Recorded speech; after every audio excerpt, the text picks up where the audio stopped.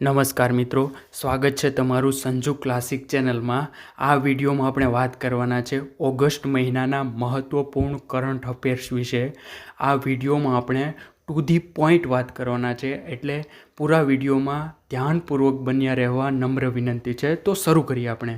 પહેલો પ્રશ્ન છે, પૂર્વ એશિયાના વિદેશ મંત્રીઓની 14મી શિખર પરિષદ તાજેતરમાં ક્યાં મળી હતી?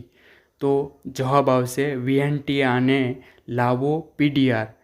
કોની પરિષદ? તો કે પૂર્વ એશિયાના વિદેશ મંત્રીઓની 14મી શિખર પરિષદ ક્યાં ભરાણી? તો વિયન્ટિયાને લાવો પીડીઆર। તાજેતરમાં જ સમાચારમાં ચમકી ગયેલું ગ્રીનિયમ શું છે?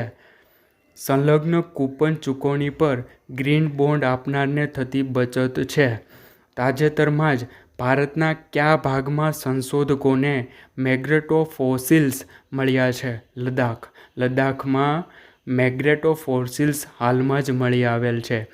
કયા મંત્રાલયે હાલમાં જ સ્ટીલ આયાત પર નજર રાખવા માટેની પ્રણાલી સિમ્સ 2.0નો આરંભ કર્યો છે? તો સ્ટીલ મંત્રાલયે સિમ્સ 2.0નો આરંભ કર્યો છે। વિવિધ પ્રોજેક્ટને ભંડોળ આપવા હાલમાં જ કઈ સંસ્થાને ગ્રીન ક્લાઇમેટ ફંડમાંથી $2156 લાખ ભંડોળ ફાળવાયું?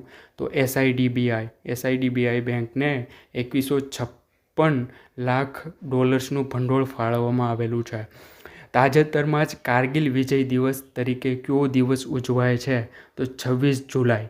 બહુરાષ્ટ્રીય સંયુક્ત સેનાકીય કવાયત ખાન ખોજ માટે કયો દેશ યજમાન બન્યો છે?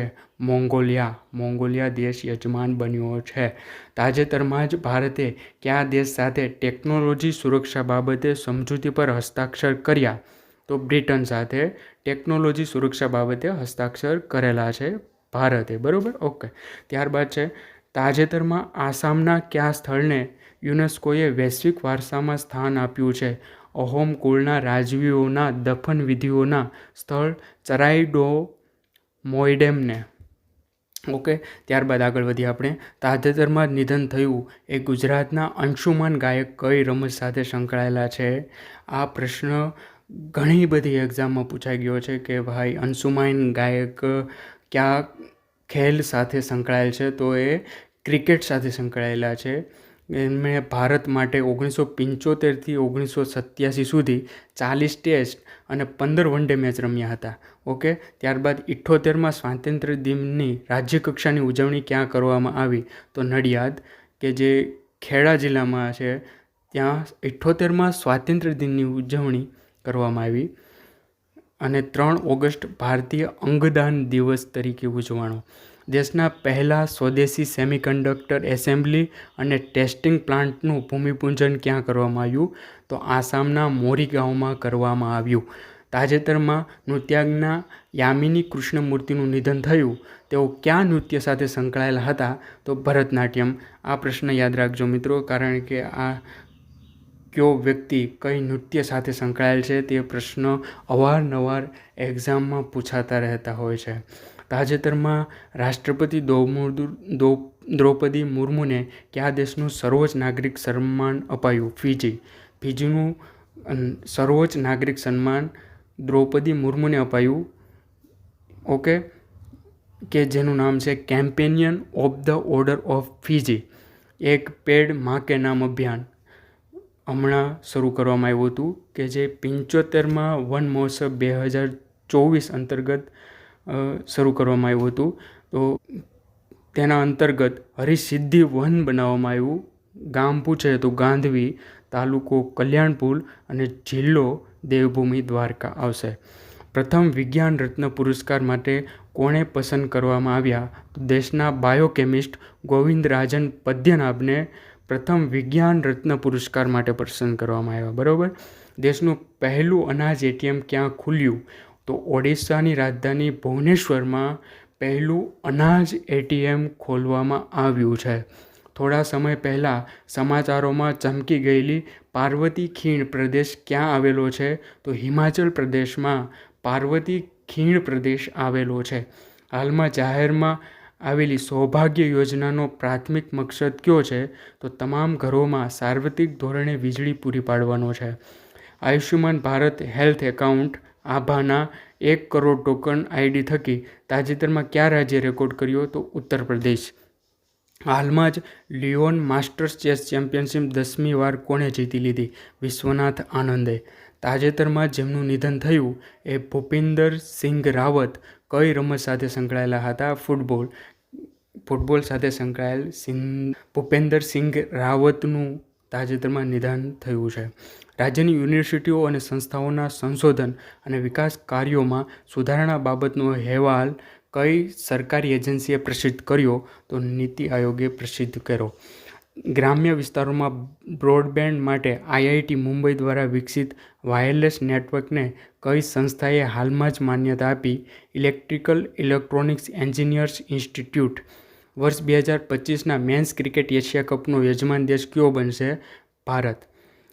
ભારતમાં નાગરિક ઉડ્ડયનને વધુ સરળ અને અદ્યતન બનાવવા માટે કયો કાયદો ઘડવામાં આવ્યો? તો ધ ભારતીય વાયુસેના વિધેયક 2024. 1934ના હવાઈ જહાજને લગતા કાનૂનના સ્થાને નવા કાનૂન તરીકે આને લાગુ કરવામાં આવ્યો છે. 10 ઓગસ્ટ વિશ્વ સિંહ દિવસ તરીકે ઉજવવાનો. તાજેતરમાં પેરિસમાં ભારતના કયા ભૂતપૂર્વ ખેલાડીને ઓલિમ્પિક એવોર્ડ એનાયત કરવામાં આવ્યો? અભિનવ બિંદ્રાને. પેરિસ ઓલિમ્પિકના સમાપનના અંતે ભારત કેટલામાં સ્થાને હતું? તો આ પ્રશ્ન મોસ્ટ ટાઈમ પે છે ભાઈ કે પેરિસ ઓલિમ્પિકનું સમાપન થયું તો ભારતનું તેમાં સ્થાન કેટલામાં હતું? તો 71માં સ્થાને હતું. ભારતને 1 સિલ્વર, 5 બ્રોન્ઝ મેડલ સાથે કુલ 6 મેડલ જીત્યા. બરાબર. 14 ઓગસ્ટ વિશ્વ વરુ દિવસ તરીકે ઉજવવાનો. એન્ફોર્સમેન્ટ ડિરેક્ટોરેટ ઈડીના ડિરેક્ટર તરીકે કોની નિમણૂક કરવામાં આવી? તો રાહુલ નવીનની નિમણૂક કરવામાં આવી. વડાપ્રધાન નરેન્દ્ર મોદીએ સતત કેટલામી વાર તિરંગો ફરકાવ્યો? તો 11મી વાર સતત તિરંગો ફરકાવ્યો. 70મો રાષ્ટ્રીય ફિલ્મ પુરસ્કાર, તો તેમાં શ્રેષ્ઠ ફિલ્મ કાંતારા હતી. શ્રેષ્ઠ અભિનેતા તો ઋષભ શેટ્ટી કાંતારમાં ફિલ્મ માટે. શ્રેષ્ઠ અભિનેત્રી તો માનસી પારેખ કચ્છ એક્સપ્રેસ માટે અને નિત્યા મેનન તિરુચિત્રામ્બલમ માટે. બરાબર. તો સહાયક અભિનેત્રી નીના ગુપ્તા ઊંચાઈ માટે અને શ્રેષ્ઠ Hindi film Gulmohar. 19 August world photography દિવસ તરીકે ઉજવવાનો. આજકાલ ભારતે ચર્ચામાં રહેલું હમાસ શું છે? તો પેલેસ્ટાઇનનું આતંકવાદી જૂથ છે. હાલમાં જ યુપીએસસીના નવા વડા તરીકે કોની નિમણૂક કરાઈ? તો પ્રીતિ સુદાનની નિમણૂક યુપીએસસીના વડા તરીકે કરવામાં આવી. કયો દેશ કૃષિ અર્થશાસ્ત્રીઓની આંતરરાષ્ટ્રીય પરિષદનો યજમાન બન્યો છે? તો ભારત. એપ્રેન્ટિસશીપ એન્ડ ટ્રેનિંગ યોજનાનું પોર્ટલ કયા મંત્રાલયે શરૂ કર્યું? તો શિક્ષણ મંત્રાલયે. તાજેતરમાં જ પોતાની નિવૃત્તિ જાહેર કરનાર અશ્વિની પોનપ્પા કઈ રમત સાથે સંકળાયેલા છે? બેડમિન્ટન. ઓકે મિત્રો, તો આ વિડીયોમાં આપણે to the point current affairs વિશે વાત કરેલી છે. જો તમને આ વિડીયો સારો લાગ્યો હોય તો લાઇક, શેર અને સબસ્ક્રાઈબ કરો સંજુ ક્લાસિક ચેનલ, કે જેથી કરીને નવા વિડીયો મૂકવાનું અમને પ્રોત્સાહન મળે.